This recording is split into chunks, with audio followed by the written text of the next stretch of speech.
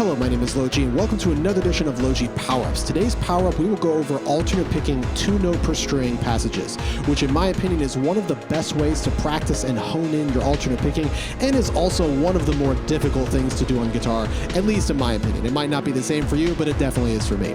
This power will be split into parts 1, 2, and then a final part, with each video ending with a backing track for you to play over that gradually increases tempo.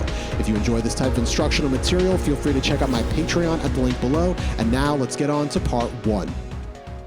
Alternate picking 2-note per string patterns is, in my opinion, one of the best ways to practice your alternate picking because it focuses on the most difficult part of alternate picking, which is switching strings. Just simply alternate picking one note on one string, of course, is great for your coordination of your two hands, but it doesn't touch on the most difficult element, and that is moving to other strings while staying clean, not accidentally plowing into another string, not messing up your timing because you're taking too long to get to that next string, etc. 2-note per string passages are great for this because you're pretty much moving through the strings pretty fast because you're playing 2 notes and then you're immediately onto the next string. It's also very consistent because as you move through strings, you're always going to be using the same pick stroke that you started with, as opposed to, let's say, 3-note per string passages where every time you switch a string, you're going to be using a different pick stroke. So this allows you to really target your weaknesses. And speaking of weaknesses, when you do this, there are 2 kind of hidden picking situations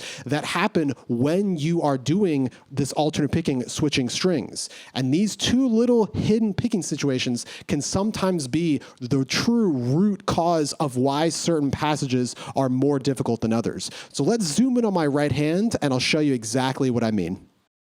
So as I just mentioned, if you are playing a 2-note per string pattern, or really any multiple of 2, any even number, so 2 notes per string, 4 notes per string, 6 notes per string, whatever pick stroke you start with will be the pick stroke that you'll use as you move to the next string. So if I do a 2-note per string pattern, looks like this.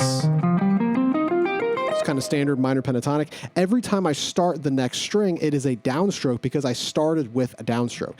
Down, down, down, down, down, down. Same thing if I turn around. Starting with a downstroke, it's always going to be a downstroke as I continue. Down, down, down, down, down, down, just like that. Same thing if I start with an upstroke. Starting with an upstroke, every other string that I play will be an upstroke.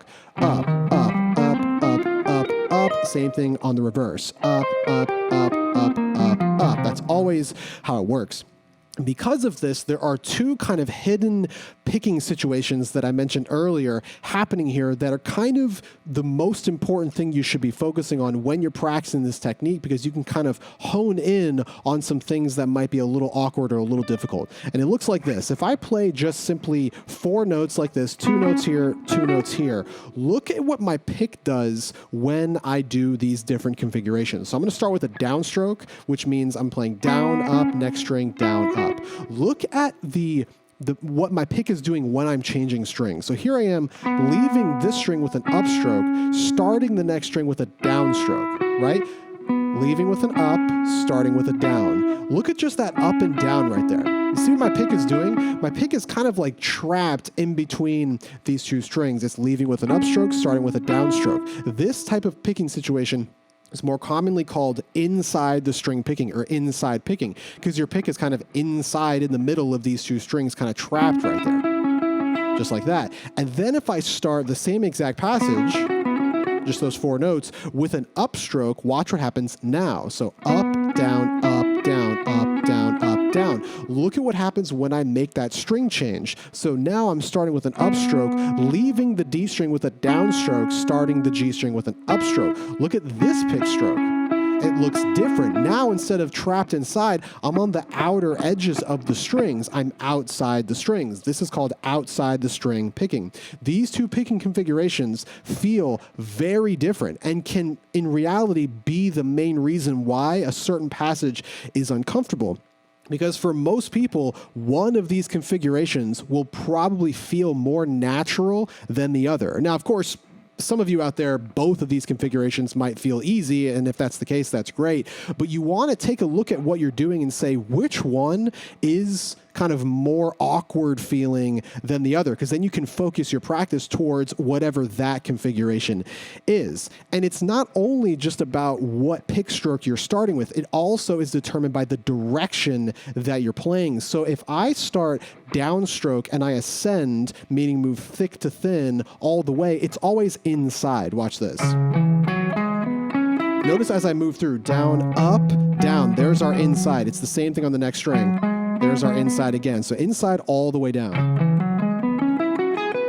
Right? But if I continue to do downstrokes, but now descend, going from thin to thick, it is now flipped. It is outside. Watch this. Down, up, down. There's that outside we talked about earlier. That's all outside as I come back. And then it's 100% reversed when we're doing upstrokes. So if I do upstroke and ascend thick to thin, it is outside, up, down, up. There's outside right there, all the way. And then, of course, it's the opposite on the way back. So inside on the way back, if I start with an upstroke.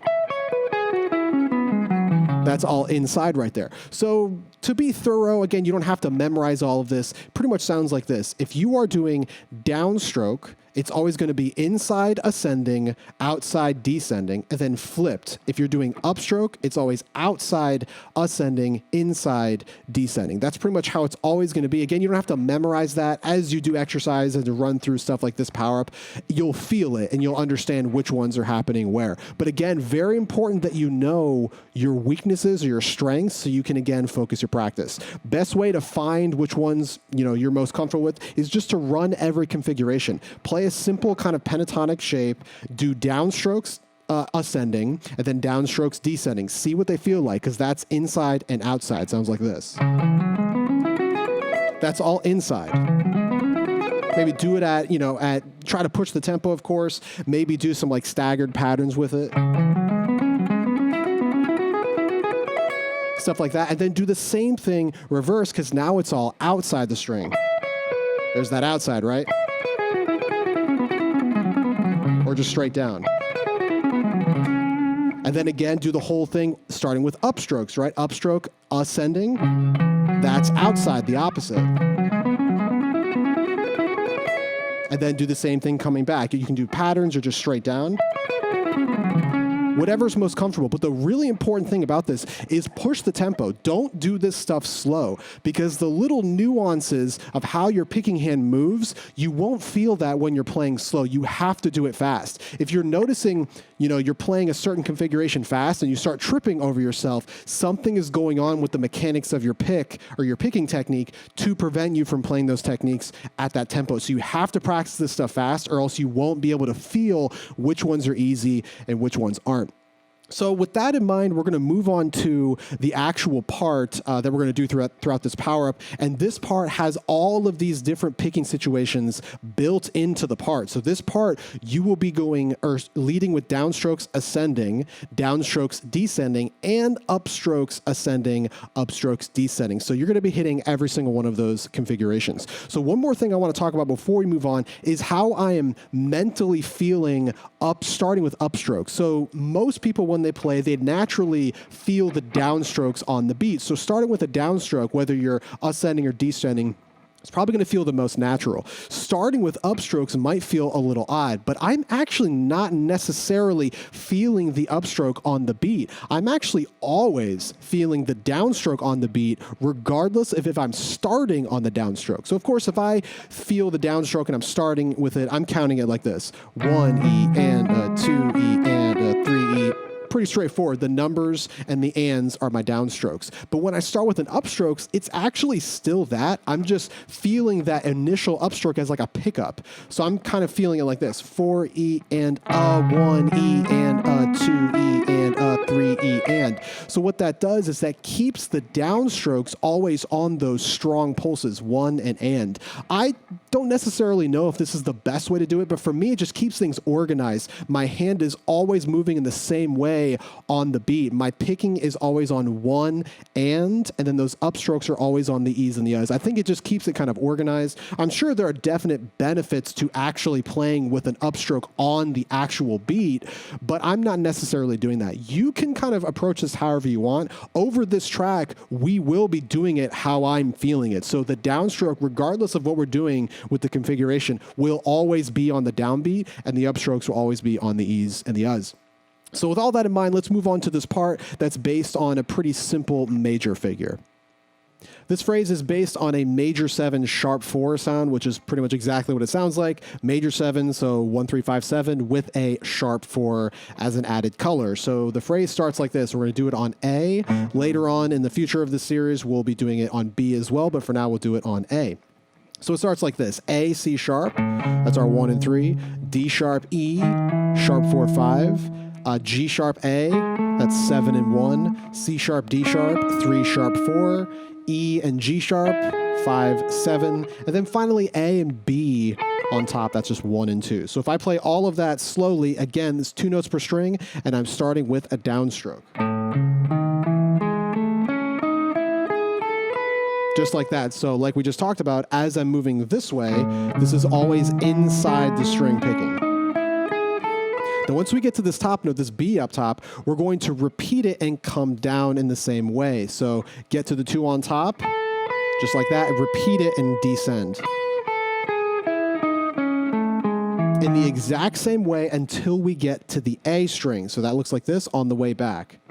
2, 1, 7, 5, sharp 4, 3, 1, 7. Here we are on the A string. That's the 5, sharp 4. Then we're going to go back to the D string. Same 2 notes all the way down to the E string, then to the A string, back down to the E string, and then we're done. So let me play that whole passage descending because it's a little tricky. Here we go.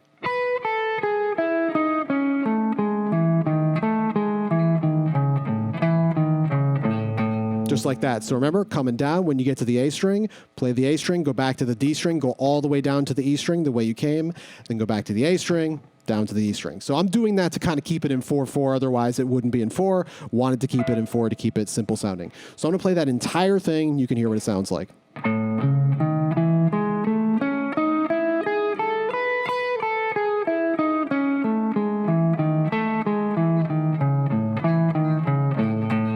And then from there, we're going to do something slightly different. Let me play it one more time, kind of at tempo.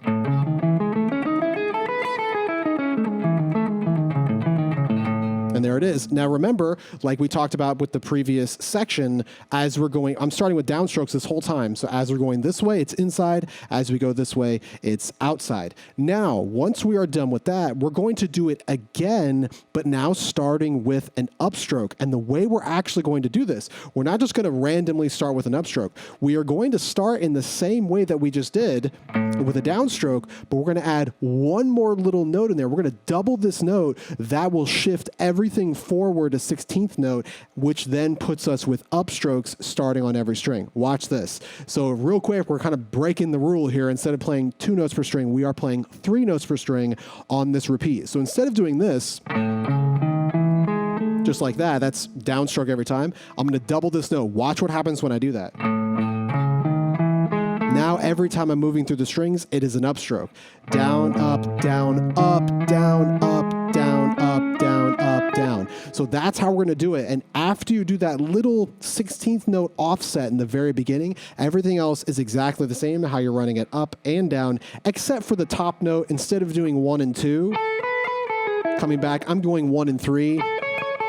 Just for fun, keep it interesting, right? So let me do the first one, ascending, descending, starting with a downstroke, and then I'll do the other one where we're adding that one extra note to offset to put everything now with an upstroke. So here's the first one, normal, downstroke.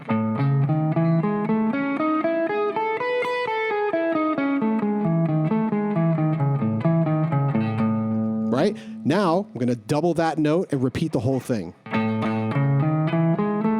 Upstrokes everywhere. Still the exact same thing. I'm still doing that kind of staggered little pattern at the end. When I get to the A string, go back to the D string, go down, go back to the A string, go down. It's exactly the same thing, still repeating the top note as well, except I'm playing the pinky note right here. It will just sound different because I have shifted the entire thing a 16th note. So instead of feeling this low note on the downbeat, kind of the first note of the phrase of the string on the downbeat, the downbeat is now on the second note of the phrase, like this. Right? This note, these notes on this side are now downbeat, downbeat, downbeat, whereas before the notes on this side will be the downbeat. So that's kind of how you can feel it if that makes it a little bit easier. Again, the more you hear it, the more you play it, it'll make a lot more sense than me describing it here for sure. But just play over it, you'll kind of get an idea of how it's going to go. So I'm going to play all of that one more time. And this is actually how we're going to do it over this backing track. We're going to do 3 different things. We're going to play 1 repetition of just the leading with the downstrokes, and then we're going to stop. Then 1 repetition with that little extra note offsetting, now leading with upstrokes up and down, then we'll stop. Then we're going to play the downstroke, leading with downstrokes, into leading with upstrokes without stopping. That's going to sound like this. So downstroke first, and then we'll stop. And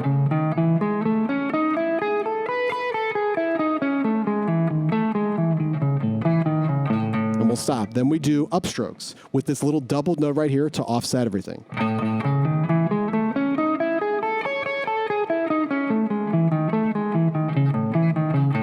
Remember, I almost forgot at that time, that top note, instead of playing 1 and 2, we're playing 1 and 3 just for fun. Again, you can kind of do whatever you want, but that's what I'm doing in the track. And then we're going to play both of those connected. That's going to sound like this. Downstroke first.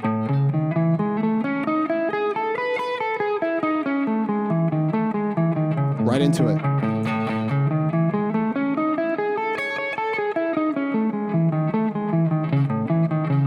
And then we stop and then do the whole thing over again. Eventually, when we do the final video, we're going to be doing that pattern non-stop. We're going to be running it throughout the entire time non-stop, always connecting, leading with downstrokes, and then leading with upstrokes. And then we'll also learn the other minor shape in the next part, and we'll kind of go back and forth between those two. But for this video, that is how we're going to approach this. So 1 repetition leading with downstrokes, 1 repetition leading with upstrokes, and then 1 repetition the downstroke shape flowing right into the upstroke shape, and then we stop, do it all over again. So remember, when you are doing that upstroke shape, all you need to do is just play this note twice. Still start with a downstroke like you would, but play it twice. That offsets everything.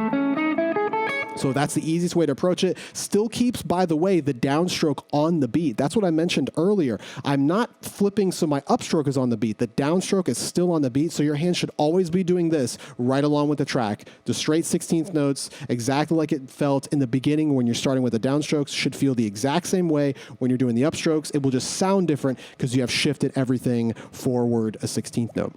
So let's get onto this track again, work out the kinks with this part. Keep in mind the kind of pick strokes you're playing here.